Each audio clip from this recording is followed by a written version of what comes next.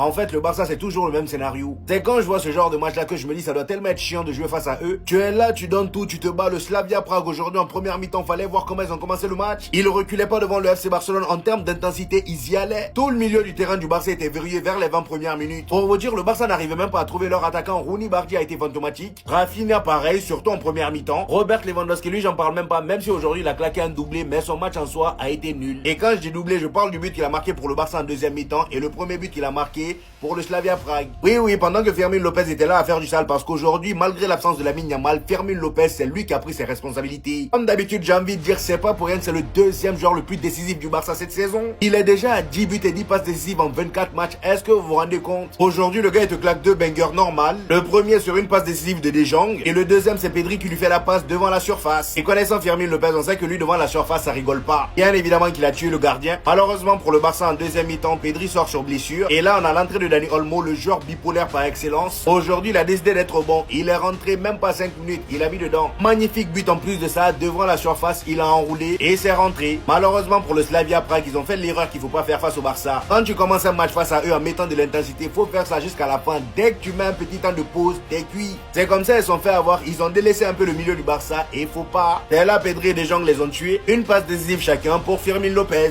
Les gars, on a gagné, mais l'ancien, il s'en veut tellement.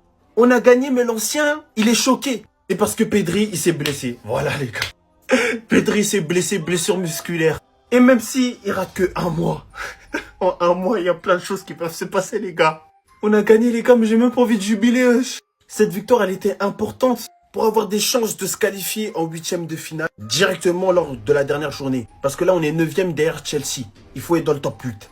Mais les gars aussi, le problème de cette victoire, c'est qu'on a compris que si on tombe contre une équipe comme Arsenal, ils peuvent avoir 5 corners et mettre 5 buts sur nous.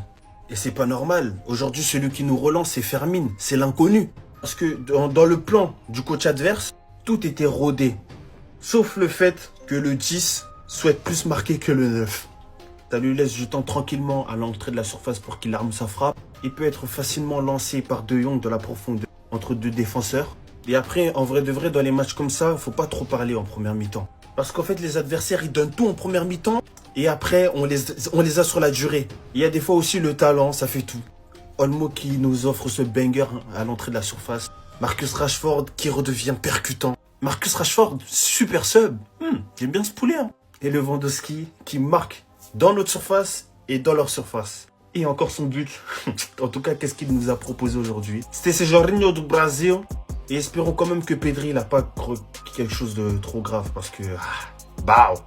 Les gars, plus besoin de sortir les calculatrices, le top 8 est devant nous. Nous sommes devant les portes du top 8 et j'ai une très bonne nouvelle pour vous. Les gens, on remercie Bilbao qui nous ont aidés ce soir en éjectant Atalanta du top 8 et on se trouve maintenant à la 9e position. On aurait pu clairement être dans le top 8 ce soir, mais malheureusement on a menti sur le goal average, on a encaissé 2 buts et on devait en mettre plus. On devait en faire plus. On devait rentrer plus vite dans le match. On a joué, regardez on a joué qui? On a joué les 34e. 34e. Une équipe qui a pas joué depuis des mois à cause de leur météo. On devait leur rentrer dedans, les tarter, les terroriser quoi. Mais il y a un truc qui nous sauve, c'est que devant nous, il y a le PSG et Newcastle. Et qui s'affrontent durant la dernière journée? PSG et Newcastle. Donc tout ce qu'il faut, c'est battre Copenhague avec la manière. Et ça va être très serré. Car l'Atalanta, l'Atlético, Manchester, Sporting et nous, ainsi que Chelsea, Newcastle et PSG, on est tous à 13 points. Et le problème qu'on a, c'est que Pedri vient de se blesser et que De Jong est suspendu pour le prochain match. Donc au milieu de terrain, on va jouer qui? Qui on va jouer? En tout cas, ça s'annonce très très divertissant. Donc vous les gars, vous en pensez quoi? Ramenez-vous sur cette importance en nu. Ça, c'est la réaction d'Hansi Flick après la sortie de Pedri sur blessure. L'ensemble des Barcelonais était dans ce cas de figure dans tous les cas. Maintenant, si je dois parler de son match, très honnêtement, très surpris. Pedri n'a pas été bon. Pedri n'a pas été bon pendant ce match. Énormément de pertes de ballon. Il n'arrive pas à faire cette passe juste. Qu'est-ce qui s'est passé? Pour notre défense, on va sortir la théorie. Oui, mais il avait une gêne. Il était... Non, les gars, non. À un moment donné, il faut dire la vérité. Il n'a pas été bon, c'est tout. Et le Barça, on est l'exemple même qu'on a une dépendance Pedri. Voilà. Pedri n'est pas bon sur l'entame de match. Le Barça coule. 2 buts que t'encaisses sur coup de pied arrêté. Un premier but de gag. Franchement, je sais même pas comment le ballon il entre. T'égalises. Tu prends l'avantage et dans la foulée, coup de pied arrêté encore une fois, Robert Lewandowski met sa tête but contre son camp. Qu'est-ce qui se passe, le Barça, avec ces histoires de se faire égaliser une minute après que t'es marqué? La concentration, la vigilance et surtout sur coup de pied arrêté, le marquage n'est pas bon. J'ai l'impression, les gars, comme les gens le disent, hein, faut jamais qu'on affronte Arsenal. On va se faire torpiller. Un corner, un but. C'est une victoire. Mais moi, les gars, en fait, les failles que le Barça me dérangent tellement.